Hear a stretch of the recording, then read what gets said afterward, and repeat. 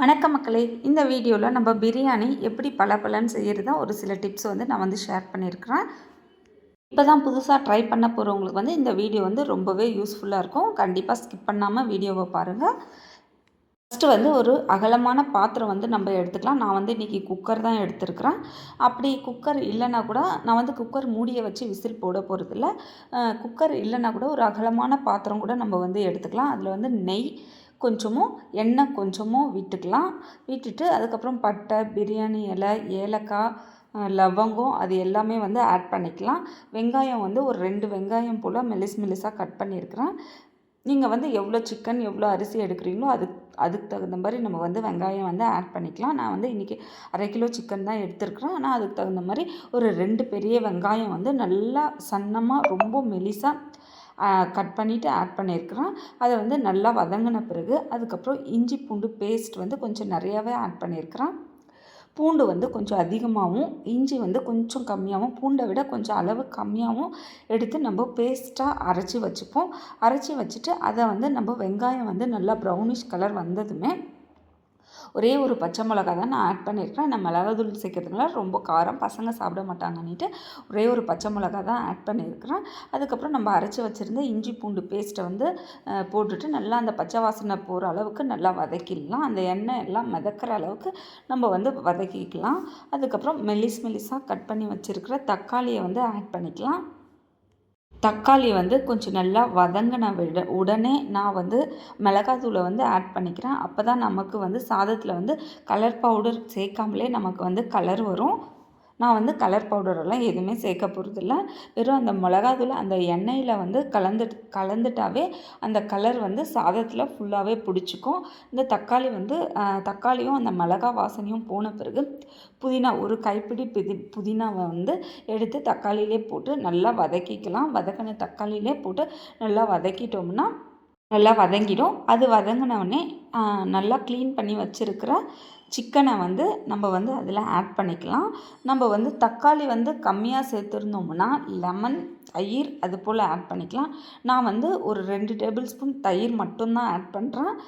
சிக்கனில் கொஞ்சம் லைட்டாக உப்பு போட்டு நல்லா வதக்கிட்டோம்னா அந்த சிக்கன்லேயே அந்த உப்பு எல்லாம் நல்லா பிடிச்சிக்கும். அப்படி இல்லை லாஸ்ட்டில் ஆட் பண்ணும்போது சிக்கனில் உப்பு கொஞ்சம் கம்மியாக இருக்கிற மாதிரி இருக்கும்.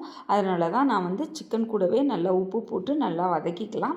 அதுக்கப்புறம் கொஞ்சமாக தான் நான் தயிர் சேர்த்துருக்குறேன். ஆனால் தக்காளி கொஞ்சம் நிறையவே சேர்த்துருக்குறேன். நீங்கள் தக்காளி கொஞ்சமாக சேர்த்துருந்தீங்கன்னா தயிர் ஒரு 2 டேபிள் ஸ்பூன் போல் சேர்த்துக்கலாம். இந்த சிக்கன் அந்த மசாலா எல்லாமே நல்லா வதங்கட்டும்.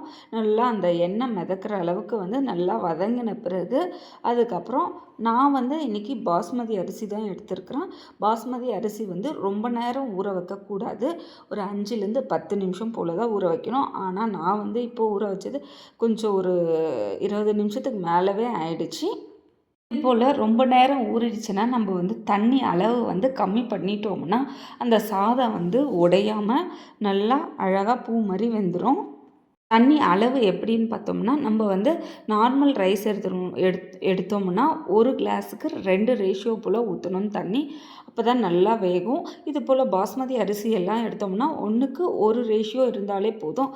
அதுபோல் ரொம்ப நேரம் ஊறாமல் இருந்துச்சுன்னா நான் 1க்கு 1.5 ஊற்றுவேன். அப்போ கரெக்டாக இருக்கும். அந்த தண்ணி எல்லாமே ட்ரை ஆகிட்ட பிறகு நான் என்ன பண்ணுவேன்னா இந்த அரிசி வேகலைன்னா கூட பரவாயில்ல. அது நம்ம ஆஃப் பண்ணும்போது கொஞ்சம் வேகாத மாதிரி தான் இருக்கும். ஆனாலும் நம்ம மூடி வச்சுட்டு அதுக்கு மேலே சுட தண்ணி கொஞ்சம் வச்சு விட்டுட்டோம்னா நம்ம அந்த அரிசி ரொம்பவே நல்லா பாயில் ஆகிடும். நம்ம இது போல் ஸ்டேஜில் ரொம்ப ஃபாஸ்ட்டாக வைக்காமல் சிம்லவே வச்சோம்னா அது பொறுமையாக அந்த அரிசி எதுவுமே உடையாமல் நல்லா வெந்துடும். அதுக்கப்புறம் பாஸ்மதி அரிசி கலரும்போது இது போல் கரண்டியில் நம்ம ஃபுல்லாக வெந்துட்ட பிறகு நம்ம கலரணும்னா அது கண்டிப்பாக உடைய தான் செய்யும். இது போல் ஃப்ளாட்டான கரண்டியை எடுத்து நம்ம அரிசியை மெதுவாக கலரி விட்டோம்னா அது கண்டிப்பாக உடையாது. அந்த அரிசி வந்து ஃபுல்லாக வெந்துட்டுருக்கும்போது நம்ம அடிக்கடி கலக்கி விட்டுட்டே இருந்தோம்னா அது வந்து அந்த அரிசி வந்து கண்டிப்பாக உடைய தான் செய்யும். ஆனால் அது வந்து ரொம்பவும் நல்லா ஊறிட்டுருக்கு. அது இல்லாமல் ரொம்ப மெலிசான அரிசி பாஸ்மதி அரிசி. அதனால் அது வந்து குழஞ்சி போகிறதுக்கான சான்ஸ் வந்து நம்ம கலர்றதுலே நிறையா இருக்கு. அதனால் ரொம்ப கலக்காம மேலோட்டமா நம்ம யூஸ் பண்ணுற கரண்டியை பொறுத்து தான்.